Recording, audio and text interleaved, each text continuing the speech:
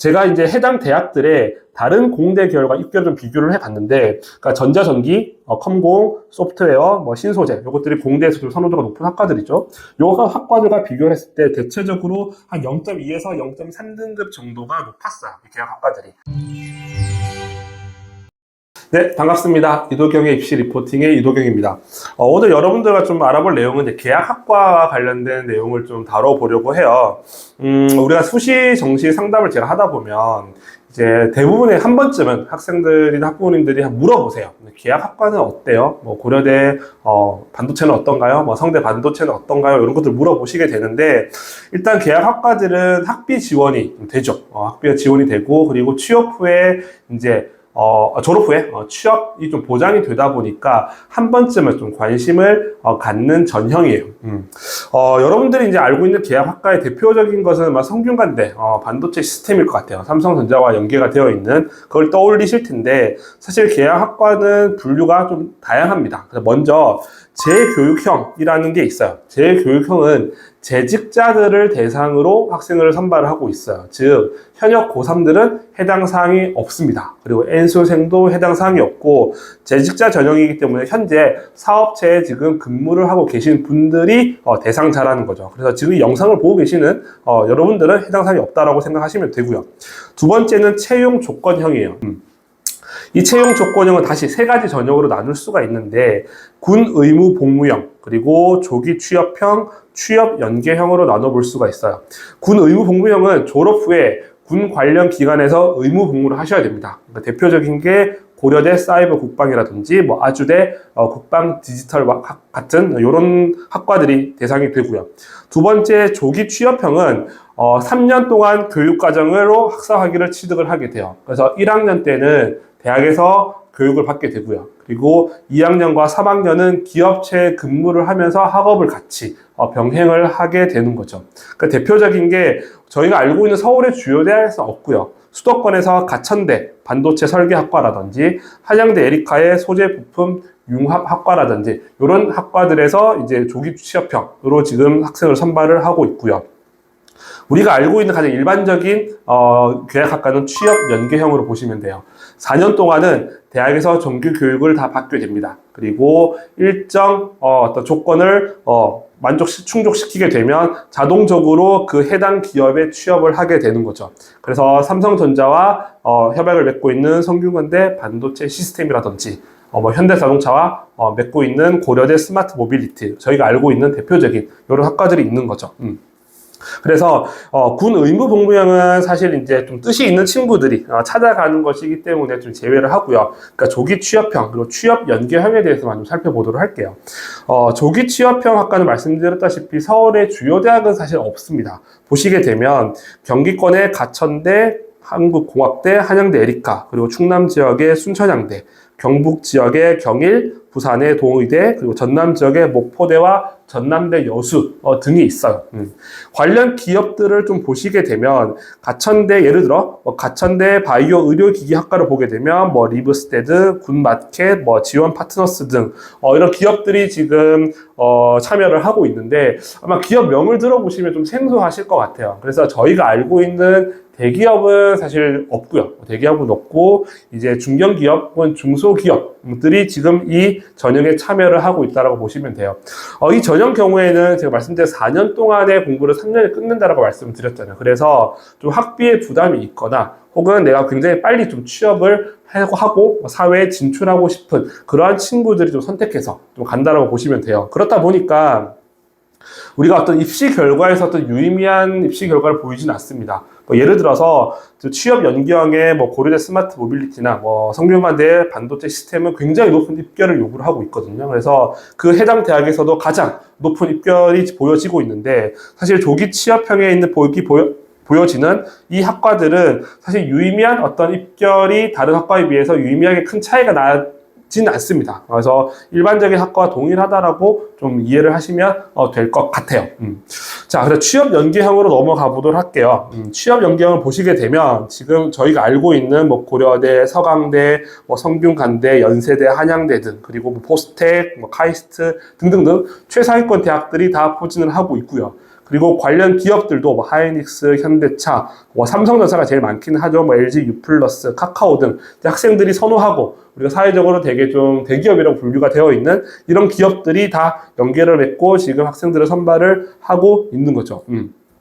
좀 자세히 보게 되면 고려대 반도체 공학과는 SK 하이닉스, 그리고 스마트 모빌리티는 현대자동차, 그리고 차세대 통신학과는 삼성전자, 그리고 서강대 시스템 반도체는 SK 하이닉스, 이런 식으로 연계를 맺고 있습니다. 서경대는 지금 일반 학과는 아니고 헤어 디자인, 뭐 코스메릭, 뷰티, 테라픽 학과라고 해서 또 미용 또 관련되어 있는 이런 학과들에서 지금 기업들과 협약을 맺고 학생들을 지금 선발을 하고 있습니다.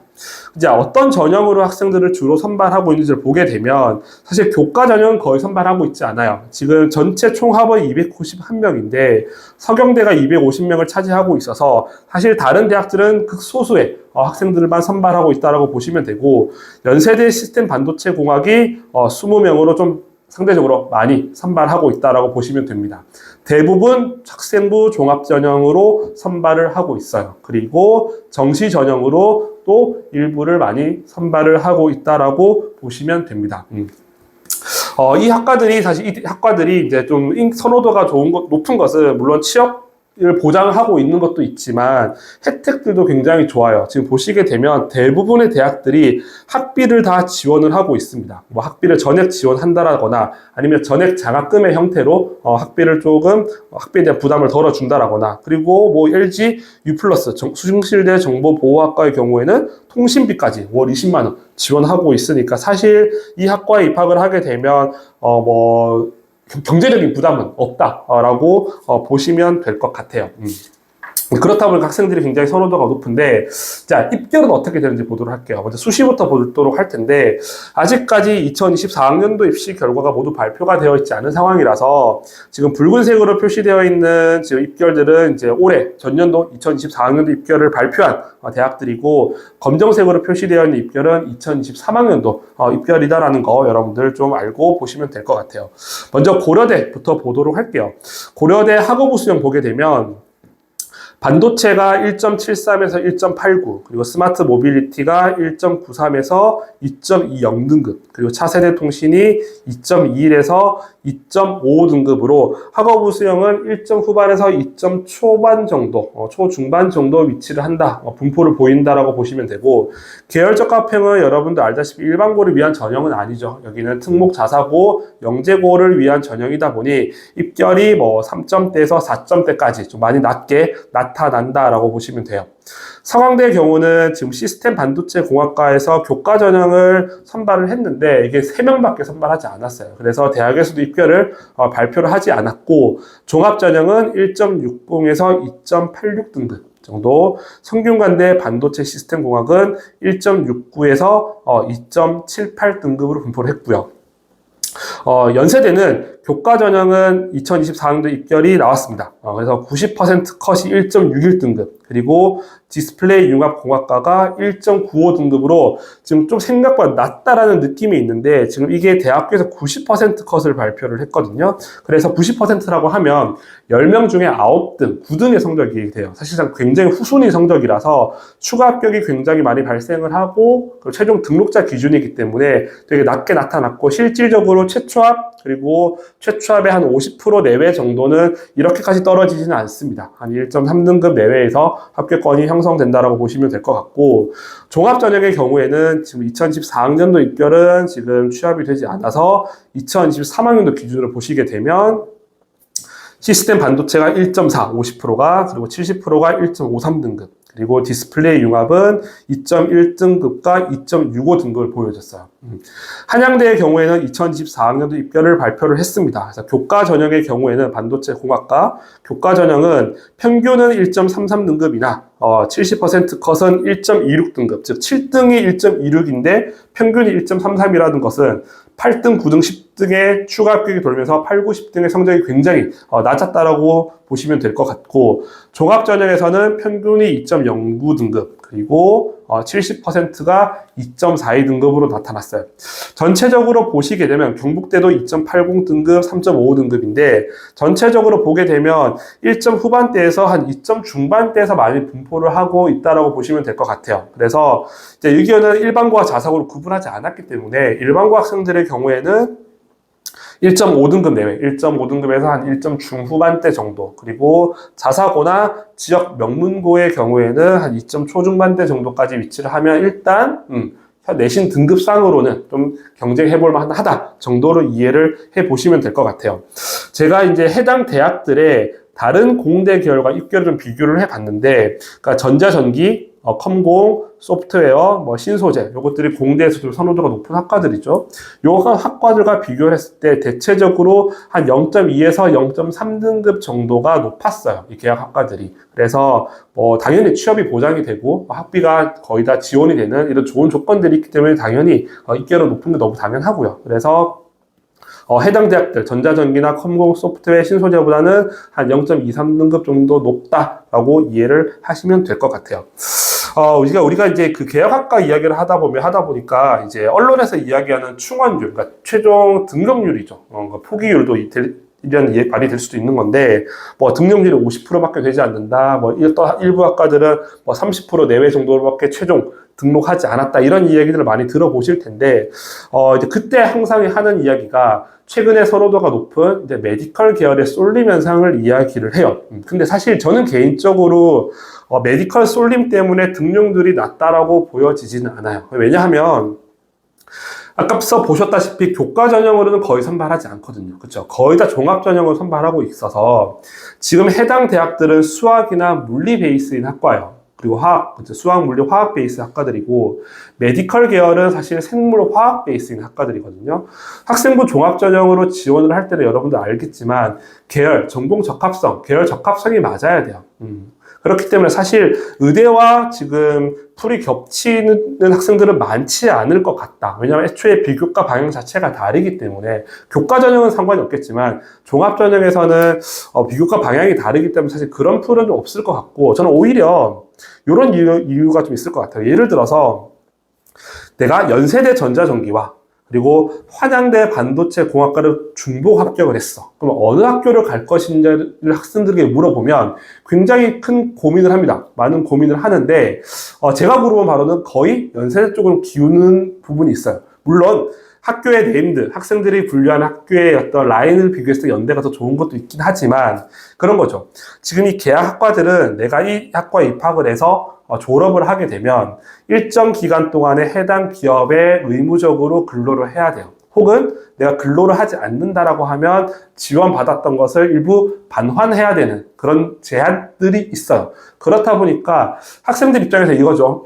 분명히 한양대 반도체 공학과 매력적이에요. 졸업하면 삼성의 취업이 보장이 돼요. 그런데 내가 연대를 가서, 연대 전자전기를 가서 새롭게 내 진로를 찾아볼 수 있는 거잖아요. 나 삼성 별로 관심이 없어. 나는 대학원을 가서 좀 더 내 공부를 해보겠어. 혹은 대학을 갔더니 나의 진로가 바뀌었어.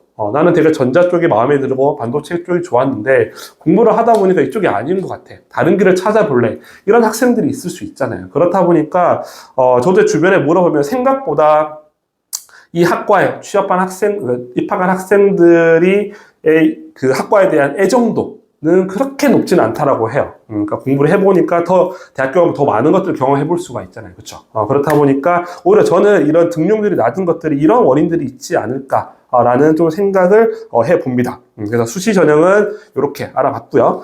정시로 넘어가 보도록 할게요. 정시 전형도 아직까지 최종 입결이 발표가 되지 않았기 때문에 2024학년도가 실제 저희 센터 메가스터디 합격 회원들의 실제 점수를 가지고 좀 설명을 드려보도록 할게요.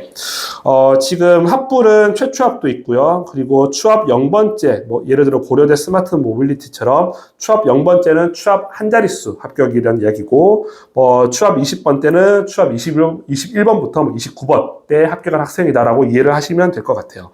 백분위 합은 국어와 수학 그리고 탐구 두 과목 평균 한 300점 만점으로 제가 계산을 했습니다.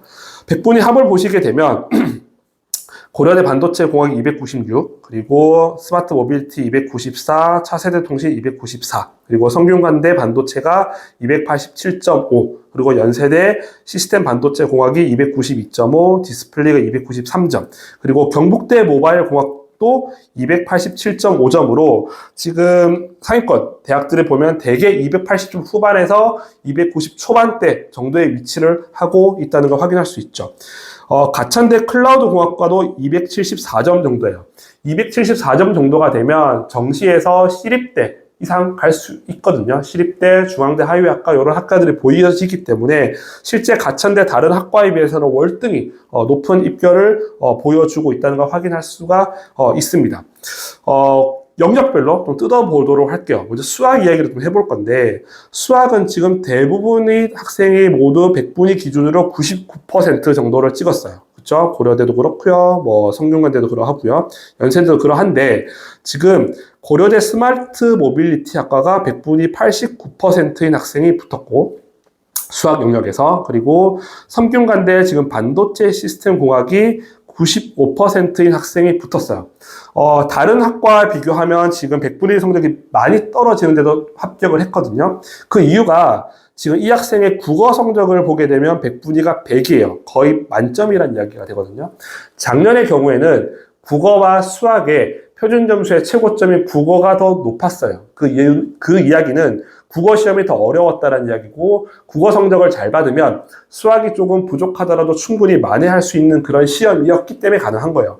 예를 들어 재작년 시험으로 하게 되면 절대로 이런 경우는 합격할 수 없어요. 왜냐하면 재작년의 경우에는 국어의 표준 점수 최고점이 130점대였고요. 그리고 수학은 140점 후반대였거든요. 굉장히 큰 차이를 보였었기 때문에 국어로는 뭔가 수학을 많이 할 수 없는 시험이었지만, 작년의 경우에는 국어를 잘 보면 수학을 좀 못하더라도 많이 할 수 있는 시험이었기 때문에 이러한 케이스들도 합격할 수 있었다라고 이해를 하시면 되고, 어쨌든 수학은 거의 만점, 그러니까 99%라고 하면 작년 원점수 기준으로는 한 88점에서 92점 내외거든요. 요 정도 받으셔야 된다라는 거 먼저 기억을 해주시면 될 것 같고요. 탐구 영역으로 넘어가 보도록 할게요. 보통 지금 이 학과에 합격한 학생들의 특징은 사실 정시에서는 여기가 최종 목표가 아니었을 확률이 매우 높습니다. 아마 지방 메디컬, 혹은 수도권의 주요 메디컬을 포함하거나 혹은 서울대를 아마 꿈꿨던, 목표했던 친구들일 텐데, 그 친구들이 지금 메디컬이나 서울대를 가지 못하고 해당 학과들에 왔다라는 것은 수학이 아닌 국어나 탐구 영역에 보통 문제가 많이 발생을 합니다. 근데 일반적으로 탐구에 많이 발생을 해요. 왜냐하면 과학 탐구는 사회 탐구와 다르게 두 과목을 다 잘 보는 게 쉽지 않은 과목들이에요. 그렇죠? 학습 난이도나 학습 양적인 측면에서 둘 다 잘 보는 게 쉽지 않아서 보통 하나는 잘 봐요. 근데 나머지 하나가 좀 문제가 발생한 경우가 대부분이에요. 그래서 고려대 스마트 모빌리티 학과 이 친구도 보게 되면 화학은 97%로 잘 했으나 생명이 93%로 조금 문제가 발생을 했죠. 그리고 서강대 시스템 반도체 공학은 생명이 87, 그리고 심지어 물리는 75%였어요. 그럼에도 서강대를 갈 수 있었던 이유는 서강대는 영역별 반영 비율에서 과학 탐구 영역이 20%로 매우 낮습니다. 수학이 43.3%로 수학을 잘 보면 월등히 유리하기 때문에 이런 케이스가 합격을 했고, 이 친구는 아마 원서를 잘 쓴 것 같아요. 그러니까 본인이 잘 본 과목들의 반영 비율이 높은 대학을 찾아서 원서를 쓴 거죠. 그리고 지금 연세대 시스템 반도체 공학도 보시게 되면 생명은 98%나 지구가 95%, 디스플레이 융합 학생도 물리학은 97%나 생명이 93%로도 문제가 발생을 했죠. 그래서 대부분의 학생들이 이러합니다. 그래서 수학은 당연히 잘해요. 하지만 과탐 하나가 뭔가 문제가 발생을 해서 메디컬이나 서울대가 아닌 지금 해당 대학의 계약학과에 합격하는 케이스가 굉장히 많다라고 보시면 될 것 같아요. 그래서 수시와 정시의 입시 결과까지 이제 확인을 해봤어요. 이제 계약학과의 경우에는 이제 수시에서 종합전형으로 합격하는 학생 친구들은 되게 좋아하는 덕후와 같은 친구들이 굉장히 많아요.